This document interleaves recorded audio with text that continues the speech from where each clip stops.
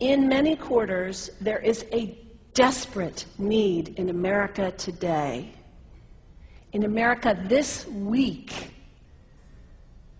for a healthy dose of religious humility. There are too many people getting too much face time on television who claim exalted status for Christianity and who are demeaning other faith traditions, particularly that of Islam. And my friends, this has got to stop. The trigger for this latest wave of intolerance is media coverage, many of you have seen it, about a plan to build a Muslim community center 2 blocks from Ground Zero. The center will have a mosque, an auditorium, and a pool. It is modeled after YMCAs and Jewish community centers all across the country. For all I know, it's got locker rooms and childcare. Now, to be very clear here, reasonable, faithful, caring people can disagree about how they feel about this facility being built so close to Ground Zero. But that does not justify the wave of fear and suspicion that has washed over this country over the last 10 days. The media are now calling this a wave of Islamophobia that is sweeping across America. I saw a story this week on CNN about a minister in Gainesville, Florida, who has declared September 11th of this year Burn the Quran Day. Thank you for your reaction. That was mine. This guy is a minister at a non-denominational church called the Dove World Outreach Center. He said all kinds of disparaging, insulting, inaccurate things about Islam that I'm not going to repeat from this pulpit.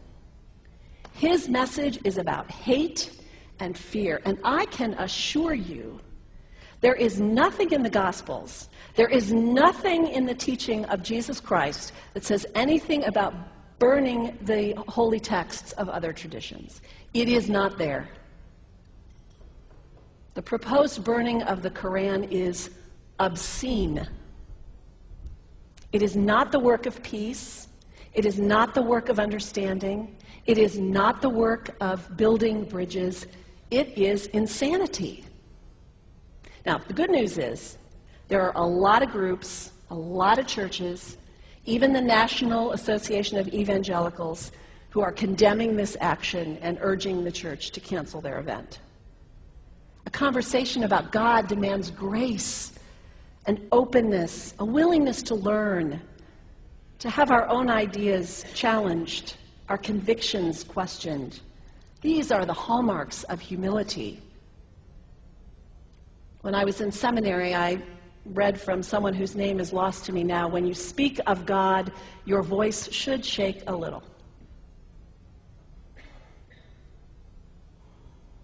You know, Jesus had no time for religious know-it-alls.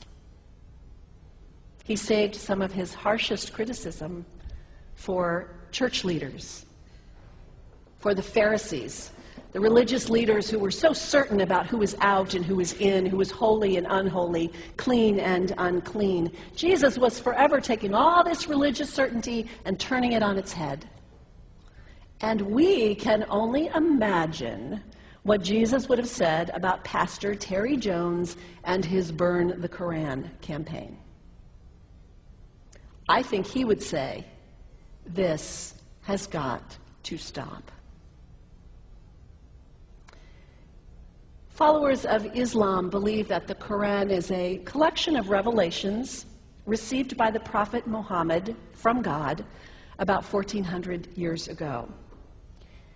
They believe that Muhammad was the last of a series of prophets and teachers and messengers that included Adam, Moses, Jesus, Abraham, all names revered by us as well. The word Islam means peaceful surrender to the will of God.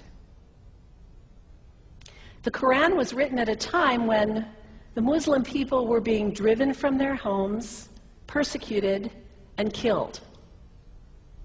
The Old Testament was written at a time when Jewish people were being driven from their homes, persecuted, and killed. And religious scholars will tell you that most holy scriptures have stories of war and violence in them. Throughout history, most faiths have used these texts to justify violence. And if there's anyone in this room at this moment who's thinking that I've got it wrong, after church today, pull out your Bible and look up Psalm 137. And you'll see that our own text has passages that can make us uncomfortable.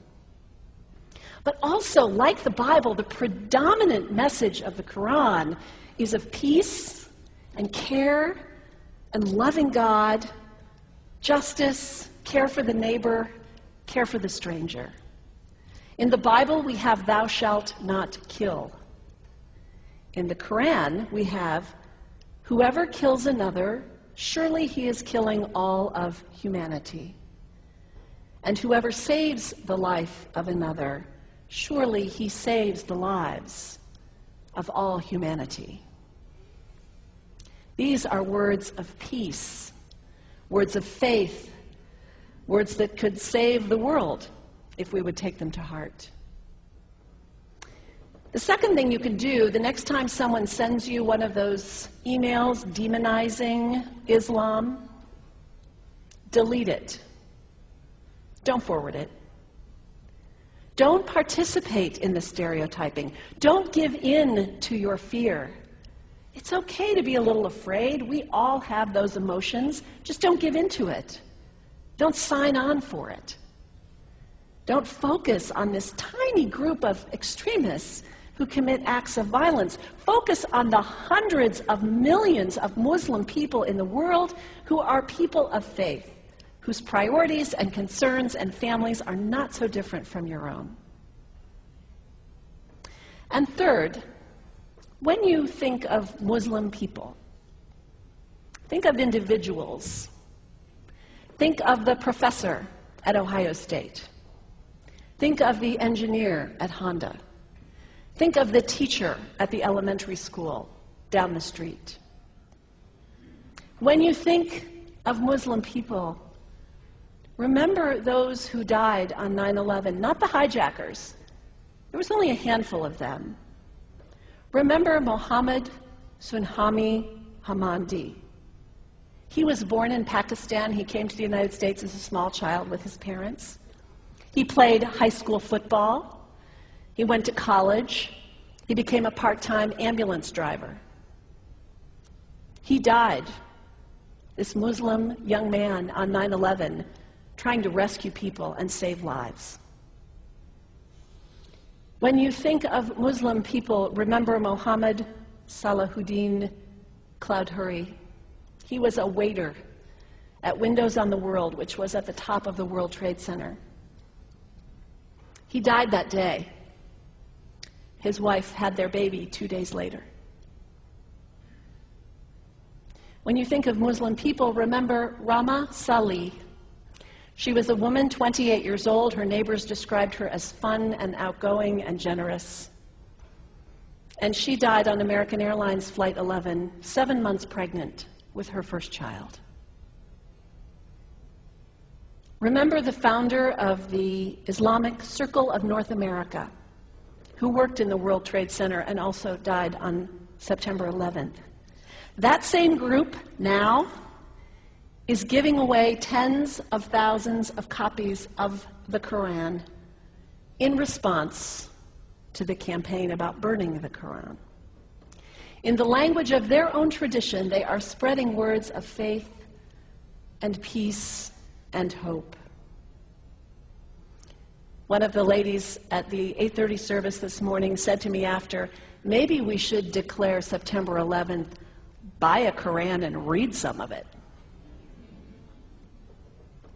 It is for us to share our message of love and hope and peace, but let us do it with grace and respect, and above all, humility. God grant us, as individuals, as a nation, as Christians, the humility for this work.